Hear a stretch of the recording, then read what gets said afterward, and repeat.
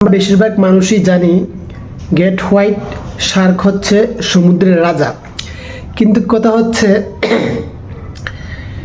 প্রকৃত রাজা হচ্ছে অর্কা, যাকে কিলার ওয়েল বলেও বিবেচিত করা হয়।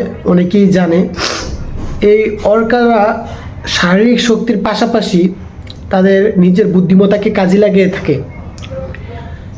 এই অর্কাদের সামনে যখন শার্কগুলো আসে, তাদের থাবা থেকে বাঁচার জন্য 1 বছরও পালিয়ে থাকে এই শার্কগুলো।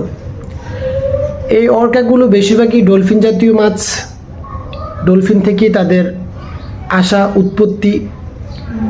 তাদের প্লাস পয়েন্ট হচ্ছে তারা শারীরিক শক্তির পাশাপাশি তারা বুদ্ধিমত্তাটা কাজে লাগায়, বাট শার্কগুলো এগুলো পারে না। আর বিশেষ করে এই অর্কাগুলো তাদের একটা ভাষা আছে, ভাষার মাধ্যমেও তারা শিকার করে থাকে। অতএব নেক্সট টাইম যখন কেউ বলবে যে শার্ক হচ্ছে সমুদ্রের রাজা, এটা ভুল। অর্কাগুলো হচ্ছে সমুদ্রের রাজা।